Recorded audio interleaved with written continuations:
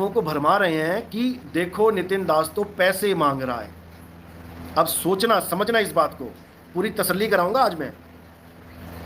पहली बात तो यह है, अगर कोई संत अपने लिए पैसे मांगता है कि भाई मुझे पैसे दे दो, मैंने मकान बनाना है, मुझे पैसे दे दो, मैंने आश्रम बनाना है, मुझे पैसे दे दो, मैंने अपने खाने पीने का इंतजाम करना है, अपनी एफडी में पैसा जमा करवाना है, मैंने अपना बुढ़ापा सेव करवाना है, अगर ऐसा कोई करता है तो उसको कभी पैसे मत दो, क्योंकि ये ट्रेंड बना हुआ है आज के ज़माने में। पहले परमात्मा परमात्मा, भगवान भगवान, हरे कृष्णा करके तुम्हें बुलाएंगे, और जब तुम हजारों की भीड़ में इकट्ठे हो जाओगे तब तुमसे पैसे लेके अपने बुढ़ापे का इंतजाम कर लेंगे। कोई 2 4 5 10 करोड़ का मंदिर बना लेगा, सुपर एसी लगा के, सेंट्रलाइज्ड एसी लगा के, हर कमरे में एसी, लेटरिन बाथरूम में एसी, महाराज को लेटरिन बाथरूम भी बिना एसी के नहीं उतरेगा। ये सब पाखंडवाद है। नितिन दास ने ना तो कभी इसकी सहमति दी है और ना ही कभी देगा। आज आप देख लो, कोई भी संत है यूट्यूब पे, 2 4 5 महीने होते हैं, 200 400 500 बंदा जुड़ता है और डिमांड रख देते हैं कि हमारा आश्रम बन रहा है, पैसा दो, दान दो, चंदा दो। क्या बात है भाई, आज तक बिना छत के घूम रहा था क्या? आज तक जहां पे रह रहा था वो छोटी पड़ गई जगह है तेरे रहने के लिए, अब तुझे भव्य आश्रम चाहिए रहने के लिए। कोई भी लगा लो, वो कनफुक्का लगा लो जो एमपी में अपने गुरु से ही द्रोह करके, अपने गुरु को ही झूठा बोल के अब वो कनफुक्का गुरु बना बैठा है, और अब वो कह रहा है मेरे आश्रम बन रहा है, मुझे पैसे दो। दिल्ली वाले को लगा लो, टोपी वाले को, आज तक झुंगी झोपड़ी में बैठा रहा, बुढ़ापा आ गया, मरने वाली हालत हो गई।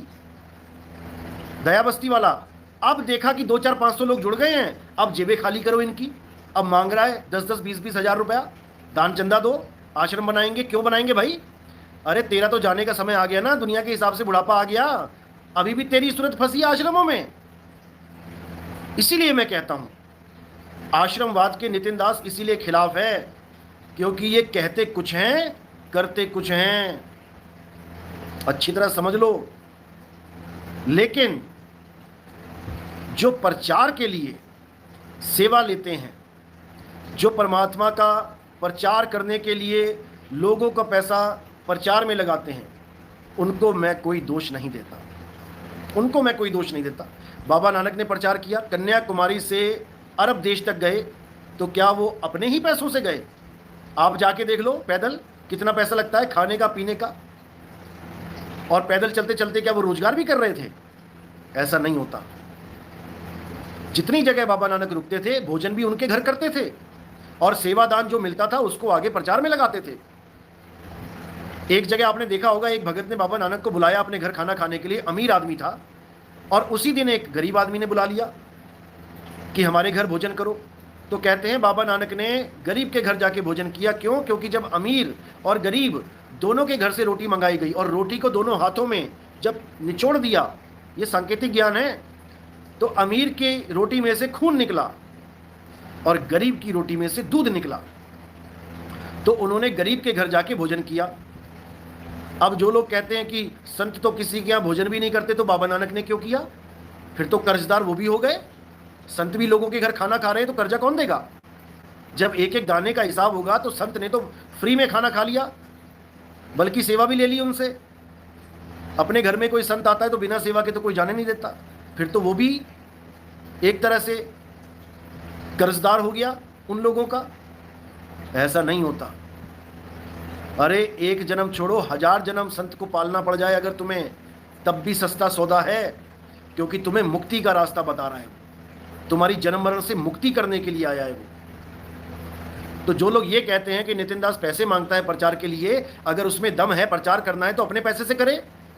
अब समझो मेरी बात, जो लोग ये कहते हैं उनको अच्छी तरह समझा देना कि जिन वीडियोस को तुम देख के जागे हो, पहले पता नहीं कहां धक्के खा रहे थे ये लोग, किस गुरु के पास बैठे हुए थे और 84 में जाने की तैयारी कर रहे थे। जिस नितिन दास ने अपने पैसों से मोबाइल खरीदा, अपने पैसों से मोबाइल खरीदा, अपने पैसों से मोबाइल का इंटरनेट खरीदा, कनेक्शन खरीदा, और फ्री में तुम्हें ये ज्ञान दिया। संतों के पास देखो आजकल के 3-3 हज़ार रुपए की क्लास लेते हैं बैठने के। तुम्हें सत्संग सुनना है, रजिस्ट्रेशन कराना पड़ेगा, 2-2 हज़ार, 4-4 हज़ार, 10-10 हज़ार का रजिस्ट्रेशन है, जाके देखो जरा। नाम दीक्षा के लिए 51 हजार रुपये आरती चौका होता है, तब नाम दीक्षा मिलती है। लेके देखो जरा, तुम्हें फ्री में सारा ज्ञान दिया अपने पैसों से मोबाइल खरीद के, तब तो तुमने नहीं बोला कि कोई मेरे लिए इतने हजार रुपए का मोबाइल खरीद के सत्संग कर रहा है, इंटरनेट खरीद के अपलोड कर रहा है और वो ज्ञान मुझ तक पहुंच रहा है, मुझे परमात्मा का ज्ञान फ्री में मिल रहा है, उसका मैं शुक्रगुजार हूं। ये तो तुमने कभी नहीं कहा है। तुम्हें जो ज्ञान मिला है हमारे मोबाइल से, तुम हमारे मोबाइल की कीमत हमें दे दो जरा।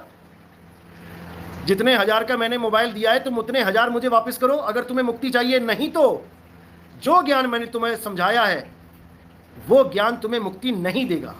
अब बताओ, अब क्या करोगे? अब किसी और का ज्ञान सुनोगे? भैया बातें करना आसान होता है। ऐसे लोग वो लोग होते हैं, नीच लोग होते हैं जो कुएं में गिरे होते हैं। मानो 50 फुट का कुआं है, 50 फुट के कुएं में कोई आदमी गिर गया और कह रहा है मुझे बचाओ मुझे बचाओ। अब एक आदमी कुएं के पास आया, उसने देखा यार ये तो गिरा पड़ा है, परमात्मा का जीव है, इसको तो बचाना है। अब उस आदमी के पास मात्र 100 रुपये हैं। अब वो 100 रुपये अपने बहुत महत्वपूर्ण कार्य के लिए लेके जा रहा है, लेकिन उसने देखा कि नहीं, सबसे महत्वपूर्ण कार्य इस वक्त ये है कि मैं इस जीव को कैसे बचाऊं। अब वो भागा गया, उसने 50 रुपए की बाल्टी और 50 रुपए की रस्सी खरीद ली। अब वो रस्सी को बाल्टी से बांध के उसने उस कुएं में फेंका। अब वो आदमी बाल्टी में बैठा, पैर फंसाया बाल्टी में, थोड़ा आसरा लिया बाल्टी का और रस्सी को पकड़ के धीरे धीरे धीरे उस आदमी ने उसको खींचा और वो निकल आया। अब वो तो निकल आया। अब वो आदमी जब आगे गया तो वहाँ पर 200 फुट का कुआं था और उसमें कुछ जीव गिरे पड़े थे, कुछ आदमी गिरे पड़े थे। अब वही आदमी पीछे मुड़ के जब आया और लोगों से कहा कि भाई मेरे पास जितने पैसे थे मैंने लगा दिए रस्सी और कुएं में एक आदमी को बचाने के लिए, लेकिन आगे और आदमी गिरे पड़े हैं और ये रस्सी छोटी पड़ रही है, मुझे अब थोड़ा दान दो ताकि मैं और रस्सी खरीदूं और लंबी रस्सी खरीद के मैं उन लोगों को निकालूं। अब वहां पर वो आदमी क्या बोल रहा है जिसको 50 फुट के कुएं से निकाला, कहता अरे ये तो धूर्त है, ये तो पैसे मांगता है, ये तो पैसा मांग रहा है। अरे हिम्मत है तो अपनी रस्सी खुद खरीद के उनको निकाल के दिखाए। ये है उन लोगों का हाल।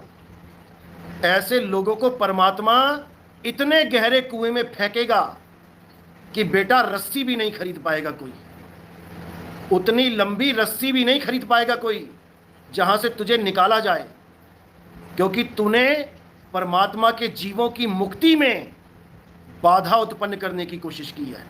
तुझे तो ज्ञान समझ में आ गया, तू तो चौधरी बन गया, लेकिन जो बाकी बैठे हैं जिन तक ये ज्ञान नहीं पहुंच पा रहा है उनका क्या? बेशरम आदमी शर्म कर ले। तो ऐसे ही बहुत से बेशरम इस पंथ में घुसे हुए हैं और बिना नाम लिए उन बेशर्मों की हालत खराब कर दूंगा। याद रखना इस बात को। जैसे तू इंपॉर्टेंट है तेरे घर वालों के लिए, वैसे ही हर जीव इंपॉर्टेंट है उस परमात्मा के लिए।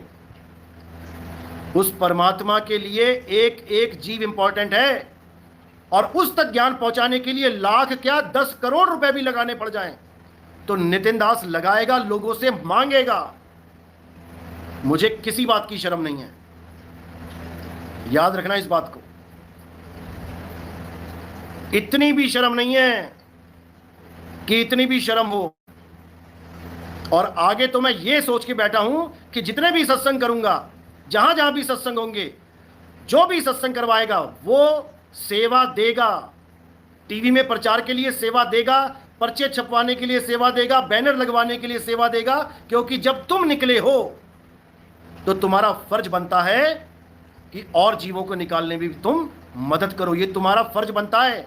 लाखों रुपए कमा के यहीं छोड़ जाओगे और वही पैसे तुम्हारे रिश्तेदार आके बांट लेंगे जिनको तुम देखना भी पसंद नहीं करते। क्या तब लेखे लगेगी तुम्हारी कमाई? क्या तब लेखे लगेगी तुम्हारी कमाई? अरे परमात्मा के बच्चों को इस भवसागर से निकालने में जितना सहयोग कर पाओ उतना कम है। इसी को कहते हैं सतगुरु की सेवा। पैर दबाने को नहीं कहते।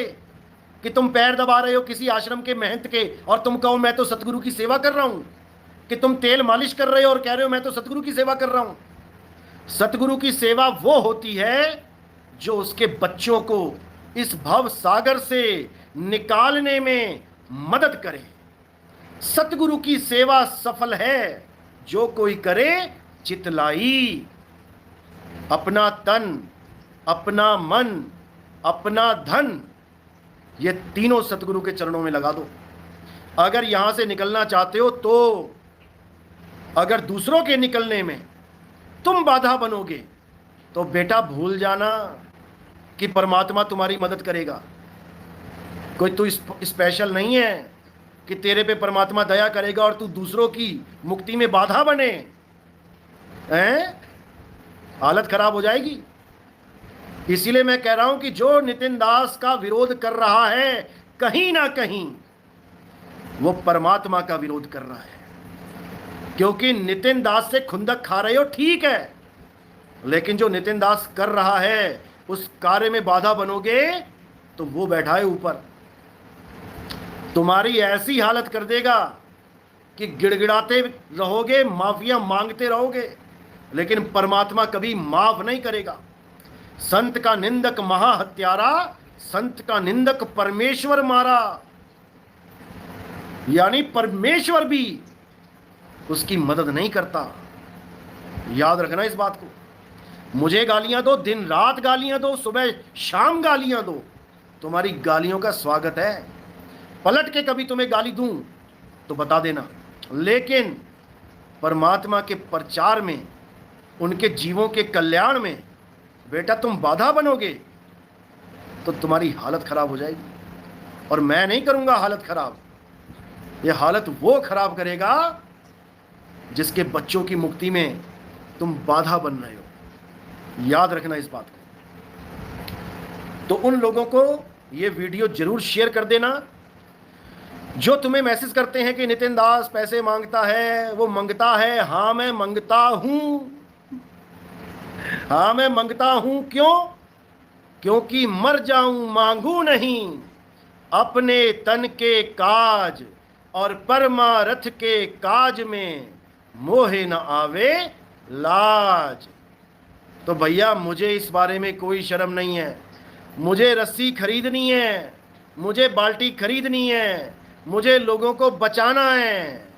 अगर तुम्हें पसंद नहीं आ रहा मेरा कार्य तो आंख बंद कर लो, कान बंद कर लो और शांति से बैठ जाओ। और चिल्लाना है तो चिल्लाते रहो, कोई मना ही नहीं है। लेकिन ये शंका समाधान सेशन उन लोगों के लिए है जिन लोगों को ये भरमाते हैं और वो मुझे सवाल करते हैं। तो यही उस सवाल का जवाब है। इस वीडियो को आपको फिर यही कहना चाहूँगा, कोई भी आपको ऐसी बात करता है कि नितिन दास क्यों दान चंदा लेता है, तो उसको समझाएं कि भाई नितिन दास की पुश्तैनी प्रॉपर्टी 10 करोड़ रुपए की है।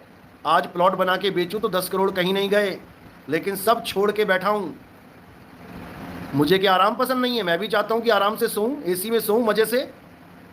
2020 से लगातार ट्रैवलिंग चल रही है, लगातार बिना रुके। तुम एक प्रदेश से दूसरे प्रदेश में 12 घंटे का सफ़र करके जाते हो तो 5 घंटे तो तुम्हें चक्कर आता है। ट्रेन चलती है, तुम 1 महीना लगातार ट्रेन में बैठ के दिखा दो, तुम्हें लगेगा मैं मंगल ग्रह पे आ गया हूँ। धरती खड़ी नहीं होगी तुम्हारे पैरों के नीचे, तुम्हें लगेगा मैं आसमान में उड़ रहा हूँ। नहीं यकीन है तो 10 दिन ट्रेन में, 10 दिन बस में सफ़र करके देख लो लगातार, तुम्हें पता लग जाएगा। 12-12 घंटे तुम ड्राइविंग करके देख लो, 2-2 महीना दिन रात जाग के, तुम्हारी आंखें ऐसी टिमटिमाएंगी गाड़ी चलाते चलाते, तुम सपन लोक में पहुंच जाओगे। लेकिन 2020 से लगातार नितिन दास ये सब कुछ झेल रहा है, कर रहा है। क्यों? क्योंकि इसके पीछे किसी और की ताकत है, और जिसकी ताकत है उसको बेटा तुम अभी समझ नहीं रहे हो। जिस दिन तुम उसको समझ जाओगे ना, उस दिन तुम घुटनों पे आके माफिया मांगोगे। मुझसे नहीं, उस परमात्मा से। मुझे तो माफ़ करने और गुस्सा होने की अथॉरिटी भी नहीं है। कई लोग मुझे गालियां दे के फिर माफ़ी मांगते हैं, गुरुजी मुझे माफ़ कर दो।